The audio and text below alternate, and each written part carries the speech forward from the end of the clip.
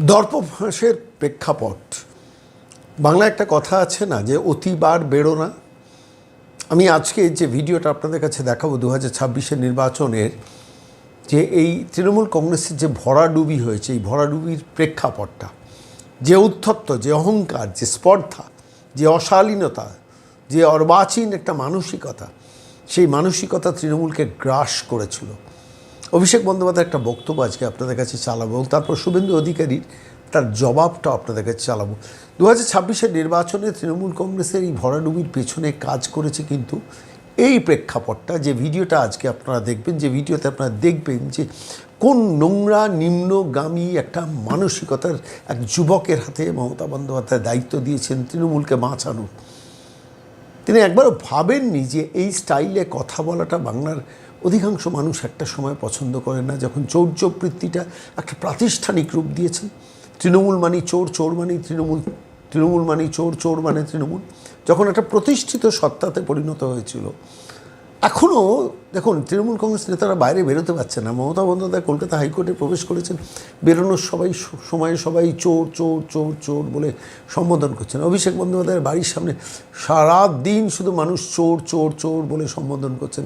তৃণমূল কংগ্রেসের নেতা মন্ত্রীরা এধার ওধার বেরোলেই লোকে চোর চোর করে বলছে। এই যে চোর আর তৃণমূল কংগ্রেস সমর্থক, এটা কার অবদান? মমতা বন্দ্যোপাধ্যায়, অভিষেক বন্দ্যোপাধ্যায়দের অবদান। কারণ চুরিটাকে ইনস্টিটিউশনালাইজ করে নিয়েছিলেন, টাকা রোজগারের একটা প্রতিষ্ঠান রাজনীতিকে করে ফেলেছিলেন। ফলত আলটিমেটলি সেইখানে দাঁড়িয়ে যদি কেউ স্পর্ধা দেখায়, অহংকার দেখায়, কথাবার্তায় একটা উদ্ধত্ত দেখায়, তার যা রেজাল্ট হওয়ার 2026-এর নির্বাচনে সপাটে জনগণের কুশিয়ের থাপ্পড় তৃণমূলকে, তারই রেজাল্ট। আমি আজকে দুটো ভিডিও পরপর দেখাবো। প্রথমে দেখুন অভিষেক বন্দ্যোপাধ্যায়ের স্পর্ধাটা দেখুন, আর ঠিক তারপর দেখবেন শুভেন্দু অধিকারী তার জবাব দিচ্ছে। দেখুন। আরে তোর বাপকে গিয়ে বল, বাড়ির 5 কিলোমিটারের মধ্যে দাঁড়িয়ে আছি, যা করার করায়। আয় আয়, হিম্মত আছে, হিম্মত আছে। এই মেদিনীপুরের মাটিতে, তোমার মাটিতে, তোমার পাড়ায়, তোমার এলাকায় দাঁড়িয়ে তোমায় চ্যালেঞ্জ ছুড়ে দিয়ে যাচ্ছে। চারানার নকুলদানা, তার আবার ক্যাশ মেমো। জঙ্গলের জানোয়ারকে চিড়িয়াখানায় আনলে জানোয়ার কখনো ভদ্র হয় না। আর আমরা মেদিনীপুরের লোক, আপনি গায়ের পান্তা খাওয়া লোককে অপমান করবেন। দিদি থেকে দিদিমা হতেন, নন্দীগ্রাম না হলে কোনোদিন মুখ্যমন্ত্রী হতে পারতেন না। আপনার বাকিটা আমি করব, আমি বলে গেলাম। আমার নেতা নরেন্দ্র মোদী, আমার আশীর্বাদক অভিভাবক অমিত শাহ, আমি যদি তাদের শিষ্য হয়ে থাকি, সিপিএম এর সূর্য মধ্য গগনে আমি লক্ষণ বাবুকে হারিয়েছি 1,73,000 ভোটে। মমতা ব্যানার্জি 211 সিট পাচ্ছে, সেদিন আমি তাকে হারিয়েছি 1956 ভোটে। আমি আপনাকে প্রাক্তন করব বলে গেলাম, কেষ্টকে বলেছিলাম, কেষ্ট ভিতরে গেছে। বালুকে বলেছিলাম, বালু ভিতরে গেছে। শাহজাহান বলেছিল আমার ছাল চামড়া তুলবে, ওর ছাল চামড়া আমরা তুলে নিয়েছি, জেলের ভিতরে গেছে।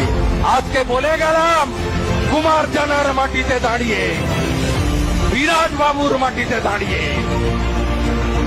বলে গেলাম, আপনার ভাইপোকেও জেলে পুরব, জেলে পুরব, জেলে পুরব। আর আপনার ভবিষ্যৎ কালীঘাট মন্দিরের সামনে বাটি গিয়ে বসাবো আপনাকে, বলে গেলাম আপনাকে। আরে তোর বাপকে গিয়ে বল, বাড়ির 5 কিলোমিটারের মধ্যে দাঁড়িয়ে আছি, যা করার করায়। আয় আয়, হিম্মত আছে, হিম্মত আছে। এই মেদিনীপুরের মাটিতে, তোমার মাটিতে, তোমার পাড়ায়, তোমার এলাকায় দাঁড়িয়ে তোমায় চ্যালেঞ্জ ছুড়ে দিয়ে যাচ্ছে। চারানার নকুলদানা, তার আবার cash memo.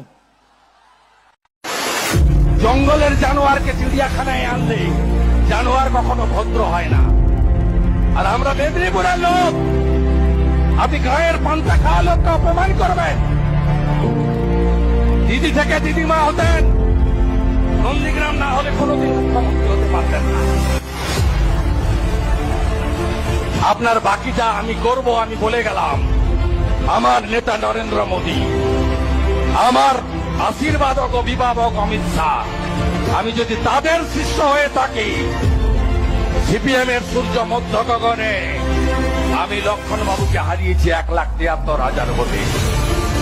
Mamata Banerjee 211 seat পাচ্ছে, সেদিন আমি তাকে হারিয়েছি 1956 ভোটে। আমি আপনাকে প্রাক্তন করব বলে গেলাম, কেষ্টকে বলেছিলাম কেষ্ট ভিতরে গেছে, বালুকে বলেছিলাম বালু ভিতরে গেছে, শাহজাহান বলেছিল আমার ছাল চামড়া তুলবে, ওর ছাল চামড়া আমরা তুলে নিয়েছি, জেলের ভিতরে গেছে। আজকে বলে গেলাম কুমার জানার মাটিতে দাঁড়িয়ে, বিরাট বাবুর মাটিতে দাঁড়িয়ে বলে গেলাম আপনার ভাইপোকেও জেলে পুরব, জেলে পুরব, জেলে পুরব, আর আপনার ভবিষ্যৎ কালীঘাট মন্দিরের সামনে পাঠিয়ে গিয়ে বসাবো আপনাকে, বলে গেলাম আপনাকে।